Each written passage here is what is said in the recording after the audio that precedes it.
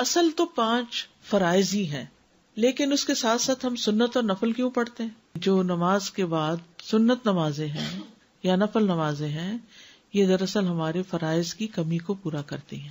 فرض کے بعد سنت مؤکدہ کا درجہ آتا ہے، تو یہ کتنی ہے؟ 12. ٹھیک ہے.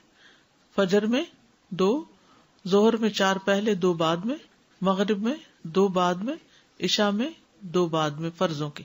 ٹھیک ہے. اگر کسی وجہ سے جیسے ظہر میں جلدی ہے، آپ نے فرض پڑھ لیے اور سنت سوچتے ہیں گھر جا کے پڑھیں گے، جب تک گھر پہنچے عصر کا وقت بھی قریب ہو گیا، تو آپ چاہے عصر کا وقت داخل ہو رہا ہے اندر باہر ہے تب بھی پڑھ سکتے ہیں. ایون اگر عصر کی نماز بھی پڑھ لی ہے پھر اس کے بعد بھی پڑھ سکتے ہیں، اتنی گنجائش ہے ان میں. ٹھیک ہے. لیکن پڑھنے کا اہتمام کرنا چاہیے. فرائض کے علاوہ دن میں 12 سنتیں پڑھنے کا اجر. نبی صلی اللہ علیہ وسلم نے فرمایا، جو شخص ہمیشہ 12 رکعات پڑھے تو اللہ عز و جل اس شخص کے لیے جنت میں گھر بنائے گا. وہ کون سی ہیں 12 رکعتیں؟ پھر آپ نے خود ہی بتا دی.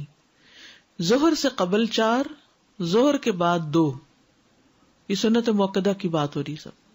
مغرب کے بعد 2، عشاء کے بعد 2، فجر سے پہلے 2 رکعات. یہ 12 ہو گئی فرضوں کے علاوہ. سنت مؤکدہ اور غیر مؤکدہ.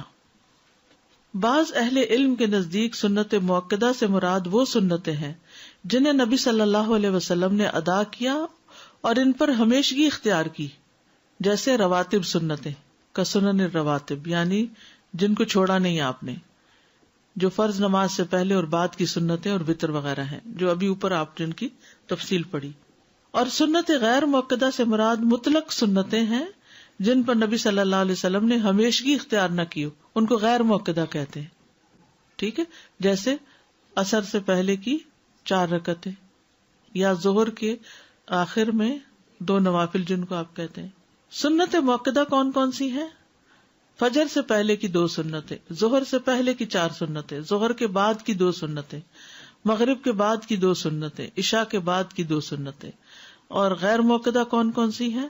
ظہر کی 2 رکعتوں کے بعد کی 2 رکعتیں، عصر سے پہلے کی 4 رکعتیں، مغرب سے پہلے کی 2 ہلکی رکعتیں. آپ نے دیکھا ہوگا کہ حرم میں جب اذان ہوتی ہے مغرب کی تو سب لوگ کیا کرتے ہیں؟ 2 رکعت پڑھ لیتے ہیں. یہ غیر مؤکدہ ہے. تو جب ہمارے لوگ دیکھتے ہیں پہلی دفعہ تو پریشان ہوتے ہیں کہ مغرب سے پہلے بھی نماز ہوتی ہے، ہمیں تو پتہ ہی نہیں. نماز وتر جو ہے یہ 5 نمازوں کا حصہ نہیں ہے، الگ نماز ہے. ٹھیک ہے. جو جتنی تعداد میں چاہے وتر پڑھ لے.